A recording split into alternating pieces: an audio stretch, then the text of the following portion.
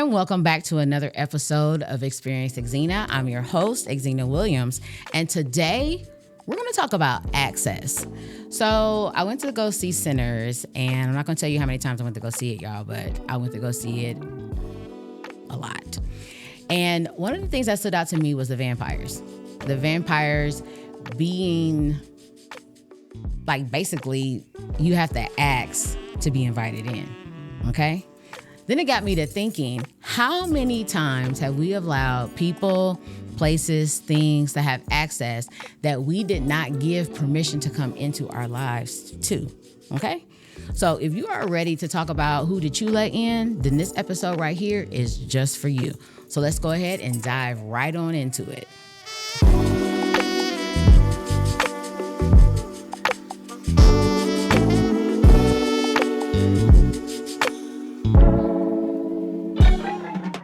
Talk about the movie just for a little bit, because this is not about the movie Sinners. This is basically, we're talking about letting in things, but I want to talk about the movie. The movie right now is doing major things in like Hollywood right now. And for a person who's not really, I'm into movies, but I'm not into movies, Sinners is probably like one of the top number one movies on my list now. Forrest Gump used to be my favorite movie. So if somebody asks me what my favorite movie is now, I don't even think it's going to be Forrest Gump. It's literally going to be Sinners. Okay. So what I'm going to talk about right now is basically like that movie. Everything about that movie was phenomenal, from the cast to the soundtrack, to the director, to the production. Everything was the bomb about the movie. And I don't think that there was one thing that a person couldn't take from that movie. I don't think it was just all based off of vampires or, you know, Smoke and Stack and Annie.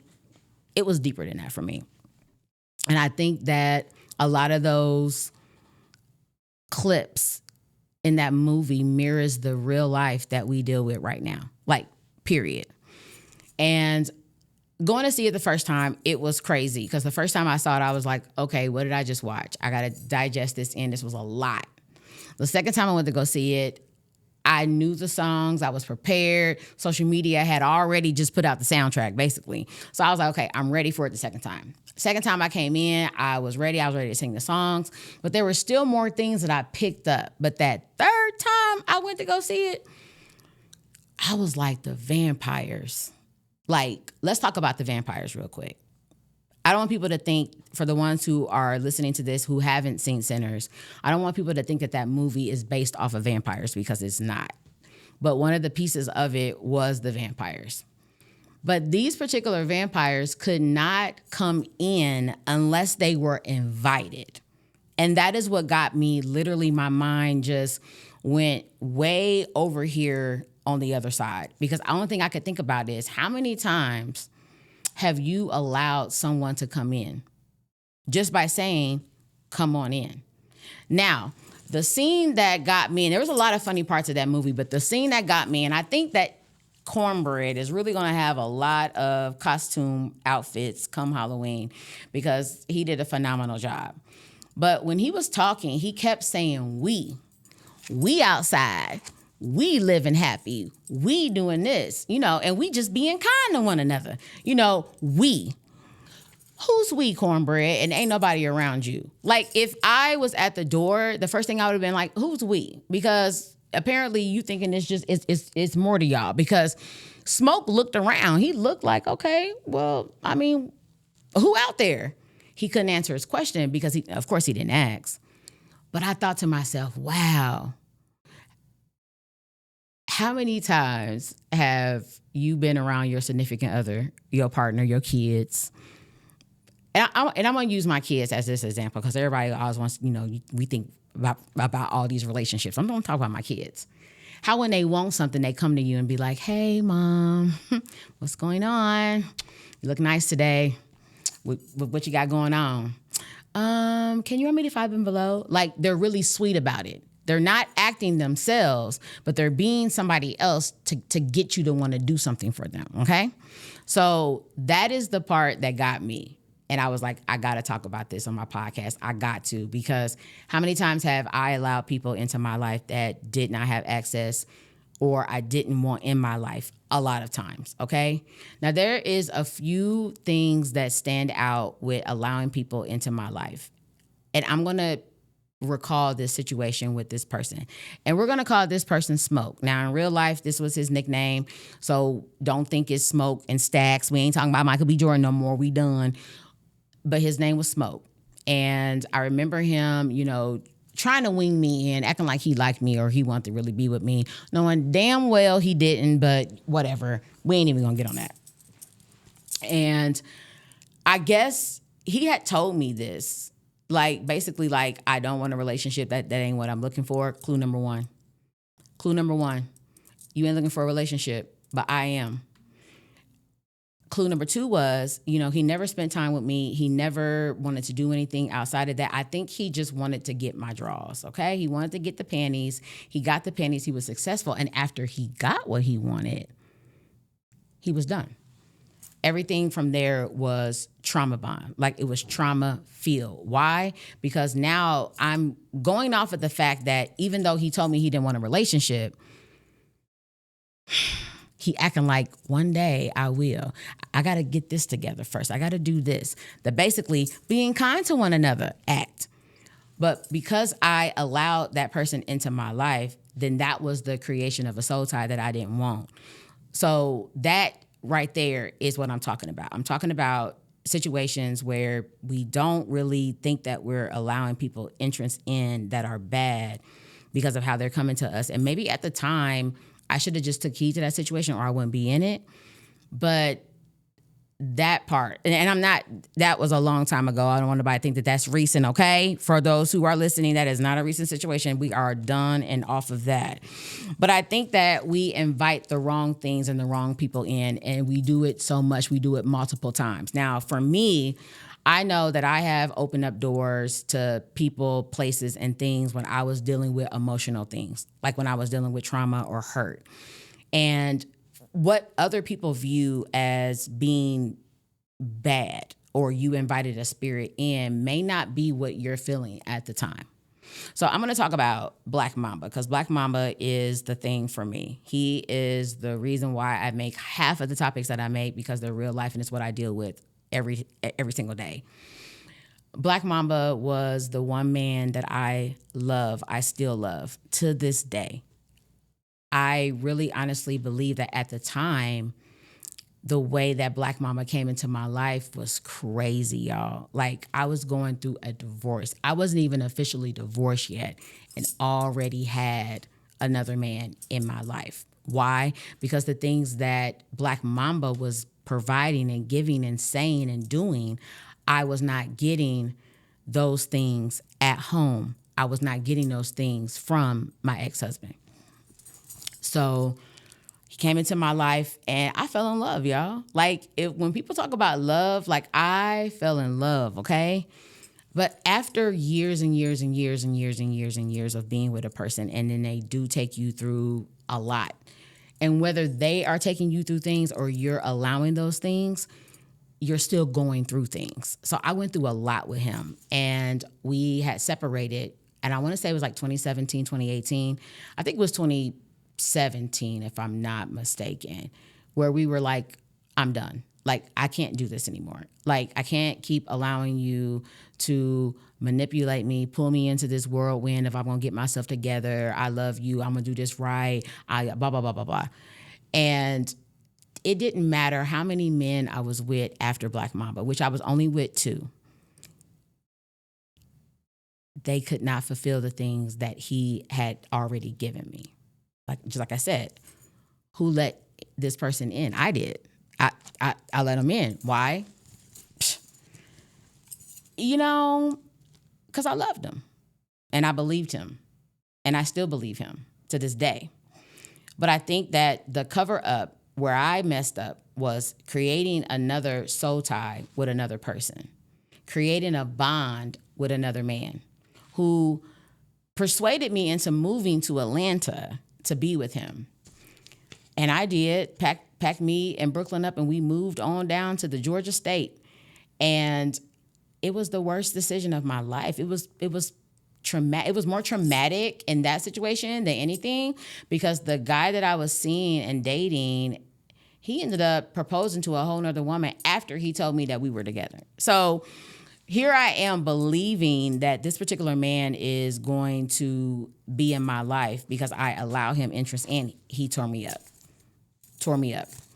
So here I am back in Indiana in 2019. I had got my job. I got settled, got me in Brooklyn, all back together. Now we're just on like a normal life. And then here comes smoke. And I had to deal with that. And then now here comes Black Mamba again. Why won't the snake go away? Well, when you think of the Black Mamba, I'm going to use the Black Mamba as what it is, the most toxic, deadliest snake ever. Read up on the Black Mamba and tell me if you think I'm lying. I'm not. The Black Mamba, what they do is they identify their prey, which was me, and they bite their prey, okay? And then after they bite their prey, they put the poison on the inside. So now you got all this venom inside of me. And then the Black Mamba just scoots on away. Now, how long the Black Mamba gone, I don't know, which is crazy to me because you're in a jungle. So how do you know where your prey is? How do you know who the last person you bit is? Like, animals are crazy because they can't talk like human beings, but only if I could think the way that these snakes think. So after the animal has died, then the Black Mamba comes back and he eats it. Until he can't eat it no more. So now he regurgitates. He vomits. He throws it up. To me, you done wasted food because you could have gave something to the lions, to the tigers, to the bears, but you over here sticking venom. You might kill somebody else with the venom if they eat it. You know what I mean? I just think it's just crazy. But that's the way that I explained Black Mamba in my first published book, The Scarlet Woman, as Black Mamba, because that's how I felt that he did to me. But at the end of the day, I loved him. So when all of that was said and done, and I decided to get back with Black Mamba, and I don't even remember what year, I think it was 2023, when I decided, okay, we're going to get back together and we're going to do this right. I allowed him into my life. I gave him that access into my life. But I was also allowing him access into a life where I was lonely. I was sad. I was getting older. I was like, I want a relationship. So I want to be happy, and I want to be happy with this person. I don't want nobody else because I tried it. I had it, and I didn't like it. They didn't do me the same way that he did me, where over here with Black Mamba, I was getting my doors opened, and you know what I'm saying? He was very thoughtful and sincere sometimes, not all the time, but sometimes, and I wasn't getting any of that from the men that were on this side. So when we're talking about who did you let in, the key word in that sentence is you. Who did you allow access into your life? Because it's nobody's fault but your own. So when you're sitting around in your social circles and you're talking about the person that you invited in, what does that make you look like at the end of the day? Because I know for me, I'm not ashamed or embarrassed or feel some type of way about where I'm at right now with Black Mamba. But if you would have asked me this 2 years ago, yeah, I was very much so embarrassed, because how are you going to take a man back who promised you something, promised that he was going to marry you, promised that he was going to be your forever, and he couldn't get his shit together to save his life for nothing? Everything was an excuse. Everything was a problem. So I blamed him. And when in reality, I had to blame myself. Now, we're going to go back to sinners one more time, even though I don't want to, like I said, talk about sinners or make that the topic, but I do want to talk about just certain things. So in each realm of the vampires being invited in, it was a reason why that they were being invited in. For one, they looked just like who they were. So I could necessarily be a vampire and I come knocking on your door. Me and you've known each other for 10, 15, 20 years. Are you not going to let me in? Yeah, you going to let me in. But if I start acting funny, what, are you going to let me in? What? You probably going to look at me like, girl, you done came over here too many times. Now all of a sudden you want to start acting funny. That is the thing that I love about being Black too, because we ain't playing them games. Like if you've been doing something consistently for so long, then all of a sudden you try to flip it up and try to switch it. we ain't got time for that. And that was one of the key moments too of the movie. They made sure that they were making them black faces like, you gonna eat the garlic or what? So I think with me, the vampires were still in their bodies, but they were not talking and acting like themselves.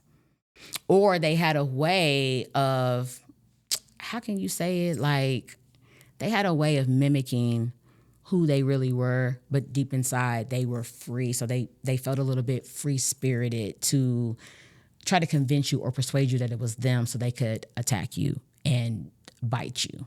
But like I said, if you want to use it in real terms and don't focus in on the vampires, focus in on the people that you allow to just come into your life that mess everything up for you. Now, I heard someone say this, and I can't remember who it was, but they said that they were going to take the welcome mat from out in front of their door because now that they don't want people to feel like they're welcome into their home anymore. Now, I can't name a mat that doesn't say welcome when you go into the lawn section at Home Depot. I know that they got newer mats that may say like, leave a beer at the thing or Happy Mother's Day or whatever, but there's not too many mats that don't say welcome. And every time I see my mat now that I heard that, I'm like, dang, do I want to get rid of my mat? Because I paid like $25 for this and it is still in good condition. It gets the mud and stuff off of us, but it says welcome. Do you still want to allow people just to come in without checking them at the door? Checking them at the door and making sure who they are before you even get in there. That to me would be actually crazy if we checking everybody that comes into the door, but we have to, only because I think that's when we ignore the signs. We ignore what's really happening in our lives because we feel comfortable with that person or we've developed a relationship with that person, okay? So where I'm going with this is you invite the wrong things in unknowingly. It's not that you know that you're doing it. I think that we unknowingly invite things into our lives because of the feeling that we have with that person or that place or that connection that we have. It's human nature, but now you need to really like take into account like, hey, I can't just be letting everybody in. And I really honestly think that a lot of people, since they seen Sinners, they ain't letting nobody in. Like, hey, you acting funny? Hey, I'm not inviting you in.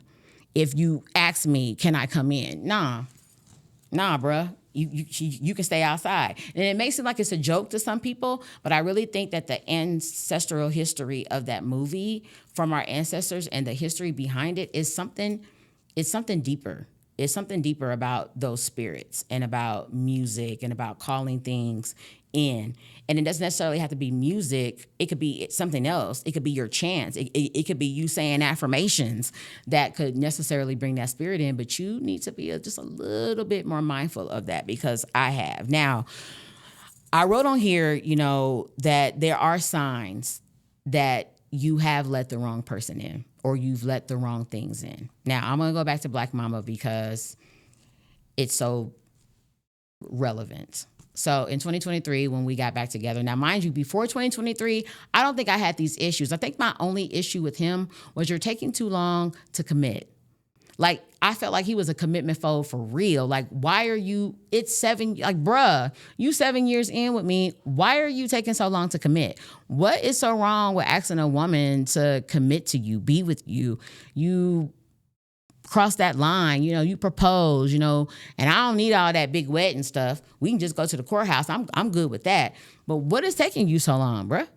That's how I felt with Black Mamba, not where it all started in 2023. Where it all started in 2023 for me was the drama, was the complete hot mess. So when we got back together, we didn't put any restrictions. I don't even think we had a conversation, which again is still my fault because I should have. And I even told him this. Where I messed up with him was I went into it because I had hurt him on a level that you don't even want to know. Baby, from 2017 to 2023, boy, I crushed his soul. Trust me, I did. And it's something that I'm proud of because that powerful, strong Black woman that, we are all told that we are, that could be very deadly for you after so long if you continue to have that same attitude. So I had to unlearn, to relearn how to be this soft, feminine, loving, caring person, woman, because being evil and rude, that ain't gonna get you nowhere. It is not. They say that men like that. I doubt it. I think that men like the attitude and the feistiness when it comes to a woman setting boundaries for them. But just to be doing that all day, every day, 24/7, 365 days of the year, nah, baby. Ain't no man putting up with that. White, black, Hispanic, Native American, they ain't putting up with it, period. But if you're putting a boundary down saying like, hey, I told you not to do that, and now that you've done it, this is the consequence behind that action. But without that, no. No, it ain't happening. So back to the story. So 2023, got back with Black Mamba. I came into it like, hey, you know, I'm really going to make this relationship work. This is going to be right. We're going to do this thing. We're going to do it big. And I went through more hell than I have ever went through. And I think that was my karma. It was a day that I knew that it was my karma. So here I am in the hospital with him, y'all. He's having a knee surgery, and I'm in the hospital with them, being supportive. And he keeps getting these phone calls. I mean, his phone is blowing up. The nurse coming into the room saying, hey, it's this chick out here who wants to see you. He's saying that he didn't want to see anybody else, that his mom and me were there, so he's straight. This particular woman did not want to leave. She did not want to leave until she saw him. Now, it got to the point where she was being irate and all of that. So that is when his mom was like, basically like, hey, look, I'm going to need for you, talking about me, I'm going to need for you to go out to the waiting room, sit in the waiting room, and I'm going to have her come back here. She looked at her son and said, hey, you need to figure out what you're trying to do. Like, who you trying to be? Like, what's up? I sat in that waiting room, y'all, and everything in me wanted to leave. Like, literally just get up and leave, but I didn't. I stayed. Don't ask me why I stayed. I think love made me stay, but I stayed. And this particular woman was the bane of she got on my nerves, y'all, because she wouldn't go away. It got to the point where I was really convinced and believed that he's telling me that, hey, I ain't talking to her, it's me and you, blah, blah, blah, blah, blah. And I'm believing him. But the actions and the things that he was doing was not showing me that he was done with this woman. His actions was telling me that he was still seeing her. The things that he was doing and saying was telling me that he was still seeing her. The rudeness in how he was treating me, the situations that we were finding ourselves in. I'm talking about at his house having coffee, she show up beating him up. You know, we at the Mike Epps concert, you know, having a great time, and here you come. You know, he left me in the park to go be with her. I mean, he came back and got me, of course. Then we walk into the car and she roll up and he walks to the car to talk to her in front of me. You ain't done with her, bruh. But then he made a big argument about it because he was wrong. He was guilty. It was his fault. It wasn't mine. Why I stay? I think at the time, and now that I look at it, I had already got bit. I was already bit. I was living in a world, I was living in a delusional place at that time. And I think that after the Mike Epps situation, that is what changed my whole perspective. That happened in September of 2024. We are now in May of 2025, and I promise you, I have changed so much. Because where I would have been completely done with him and said, I don't want to be bothered with you anymore, I'm moving on with life, I had to learn that because I allowed him access in, it was me that needed the healing. It wasn't him. It was me. My emotional attachments, my spiritual side effects, my stomach hurting, my mind, my woman's intuition kicking in, y'all, everything was happening at one time, lured me into wanting to heal a little bit, but understanding that I allow all of this because I never stood to my boundaries. I never put a line down for him not to cross. So he was able to get in and out as much as he wanted to because I gave him that access. So when we think about the movie Sinners, we think about them being invited in. You can't get in unless you're invited. But same thing goes for just real life and mirroring Sinners is you're allowing access in. You're allowing the enemy to come in because you're allowing the access. You're just giving it because you're pulling it and you want it. You got to learn how to protect your peace and protect your space. You have to, because if you don't, you're going to be just like me, still in a healing situation. Because like I said, we're in this together. Most people who get on these podcasts or have these podcasts, they have gotten all the right answers and they are truly tremendously healed from a place. So now it's time for them to tell somebody else what to do. I am not that person. I think that working on each topic, working on my brand has taught me so much. And I have matured in ways that actually shock me sometimes because it's like, girl, you used to act like this or you used to respond to this, but now you're not. Why? It's because I don't need to. I don't have the desire to do that anymore. So there's always signs that you have let the enemy in. My signs were the woman, the ex-girlfriend who continuously finds a way to show up. Now, on our last episode, no, not our last episode, on episode 4, the episode that I recorded with Anna Hall, the one thing that I remember her saying to me was, you caused that. You caused that. You allowed him to continue to do it. So he's going to do it. And if you tell a man or show a man that you're okay with his behavior and what he's doing, he's going to continue to do it, no matter what. But the moment that you put that boundary down, the moment that you draw that line, baby, I'm trying to tell you, I didn't believe it to be true until I did it. But once you draw that line, that man changes. That man changes. He becomes exactly what you needed him to be in the first place. Okay? So now it's time for Experience Exzneair. So this is normally where my guests get to flip the script on me. But this time I'm going to flip the script on myself, okay? Because y'all still got to know who I am. So I came up with a question based off of this topic because, of course, I want y'all to get to know me too outside of topics.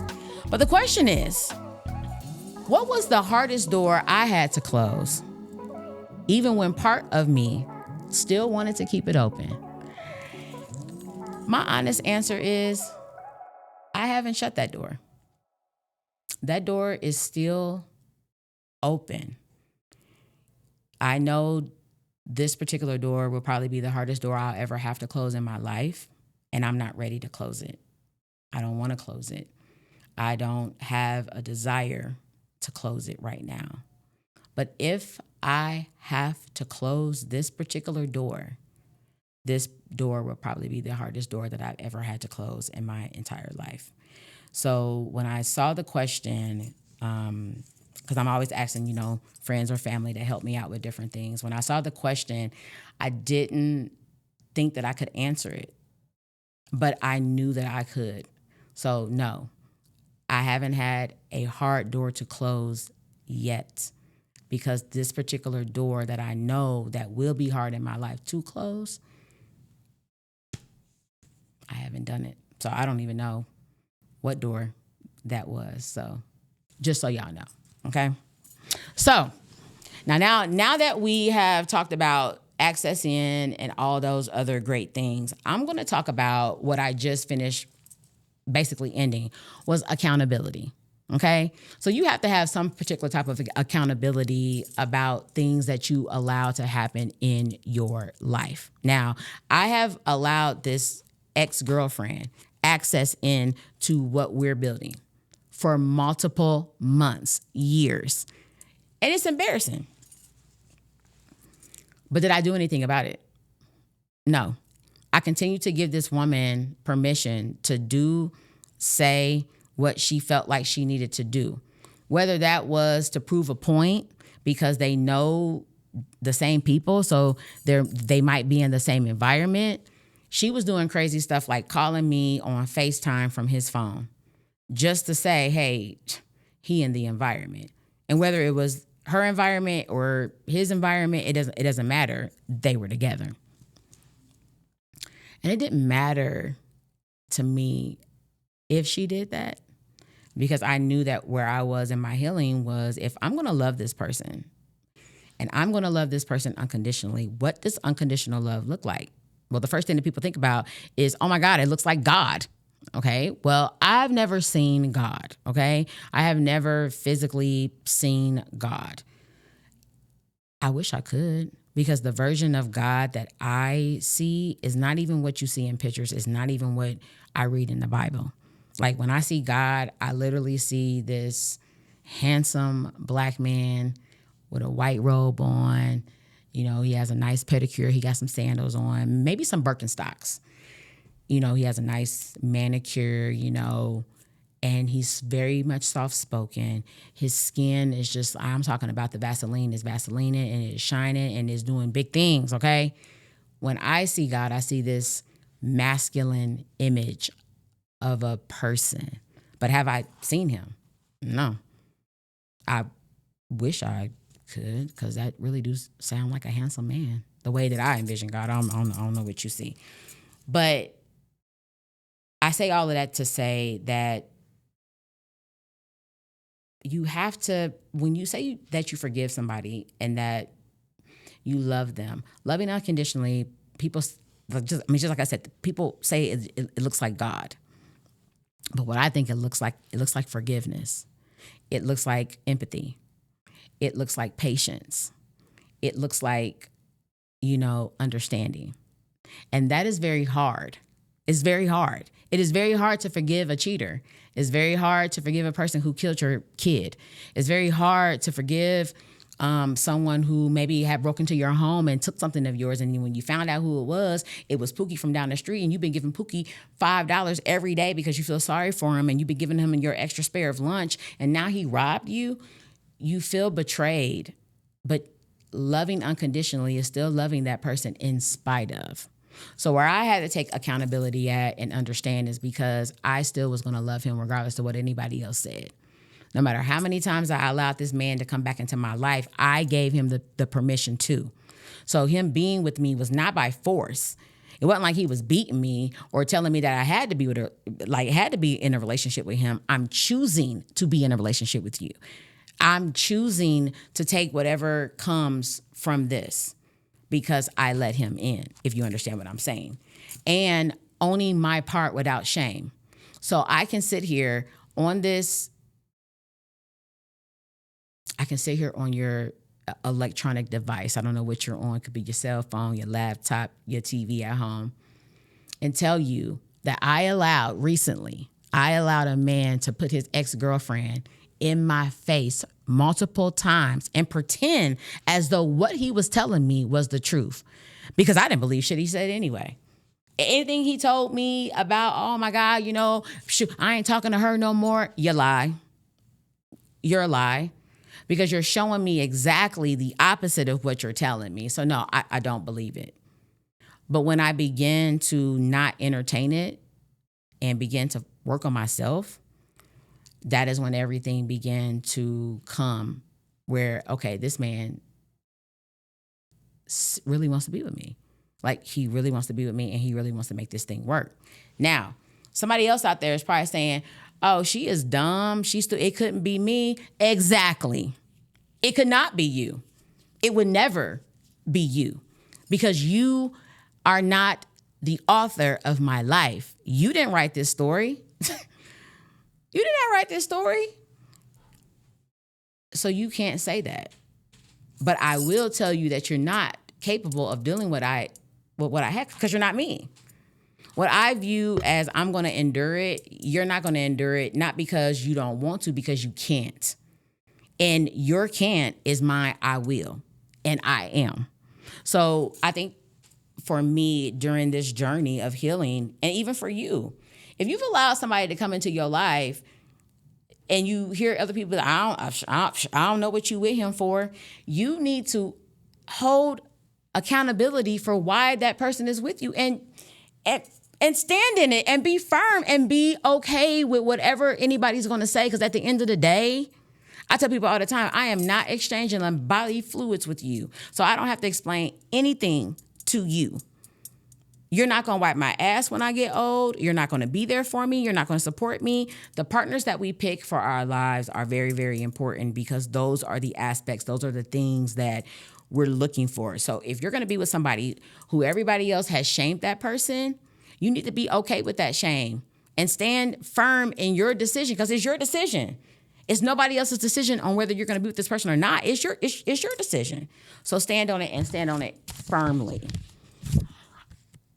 I really honestly believe that we shut doors based off of what other people say. And this wasn't even really what I was going to say, but I feel it in my spirit to say it.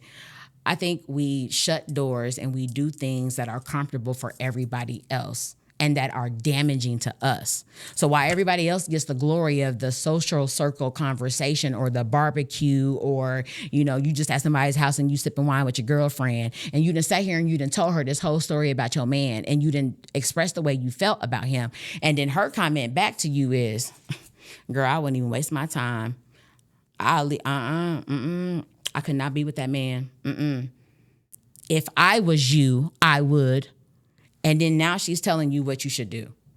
I think the ignorance in us, if we do what our friends, family, closest colleagues, whatever, tells us to do, then they win while you suffer. And now you got to go through a healing process. Why? Because you listen to somebody else. So that's why I say when you choose and you make your own decision, you have to own it. Own it. Own it. Take accountability. Say I'm going to be with this person and then just do this after that. Don't tell nobody else, jack. I'm in an expressive way, so I'll tell a lot to help the next person, but I'm going to tell you in a real way. I'm not going to tell you to leave who you're with. I don't know that person. That person can actually be a good person, but under pressure, this person has a little attitude, or he doesn't take me out all the time. Well, under pressure, shoot, it's 2025. People are losing jobs. We're in a recession. Groceries are high. People are just, it's beyond crazy to me. So you can't expect a person to be in a loving mode all the time. So that's why I say you have to own it and you have to be okay with that because that's where you mess up your healing process. That means you got to start all over because of what Shirley said to you. If I was you, I'd forget Shirley. The hell with Shirley. Because Shirley ain't going to do a damn thing for you at the end of the day. It's going to be your boo. Okay? So what's important is, y'all, to wrap this up, what's important is just protecting your space and protecting your peace. And no matter how much I love Black Mamba, no matter how much I want to be with Black Mamba, no matter how many times I see our future, our happiness, my life sprinkled with glitter and all of that, it's hurt there. It is hurt there. It's embarrassment there. It is anger there. It is, I want to choke him until he loses air supply. I wouldn't do that though, but that's just how I feel. But at the end of the day, I love that man.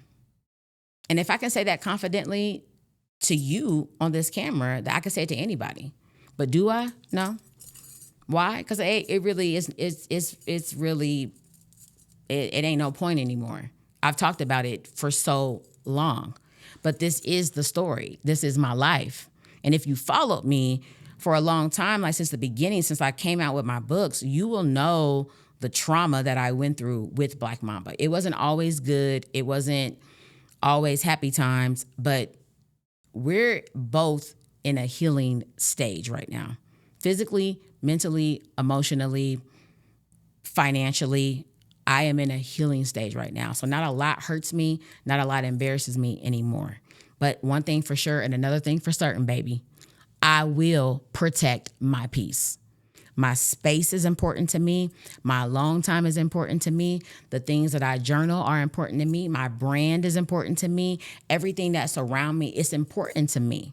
And I need to make sure that the person that I have in my life is by my side and they support me just as much. And when they don't, then I have to take accountability on why I even let this person into my life. Like, I let you in. I let you in for you to what? Waste my time? No, I let you in to be a partner, to be a helpmate, to be a person that I can lean on and depend on. Everything else is just irrelevant when it comes to relationships. I feel like if we're happy, everything else comes. When you have God first in your relationship, everything else comes. So the person that you have in your life, you need to evaluate. The people that you have in your life, the job that you're working, where your money is, the car that you're driving, everything matters because you are allowing it and you have let that into your life. And you need to decide whether you're going to do that or not, or have that or not, put up with this or not. It's your decision. It's nobody else's decision. You don't have to consult a damn person when it comes to what you have already placed inside of you that you want to have come out. You know what I mean? Like, I just think it's silly when people be like, well, I have to go talk to my mom. For what? For what? If you're over the age of 18, you don't need to go talk to anybody. You probably have already made up your mind what you're going to do. I think a lot of times we're looking for, I don't know, sympathy, or we're looking for confirmation, or get your confirmation from calling God. His phone is always available. His line is never busy. Just pick up the phone and just talk to him and ask him to guide you in that area, because I did for me. But the enemy cannot touch what was never meant to be opened. So if it was never meant to happen, then it's not supposed to happen. But if it was supposed to happen, it's going to happen. But then when it happens, is it free will, or is it God allowing this to happen? Or is it the enemy really playing tricks on you? But when you're spiritually inclined and you're focused on God and you're focused on your healing, then that's really easy to figure out. I actually wrote a quote. Now, I don't know how far this quote is going to take me, and Jesus, take the wheel.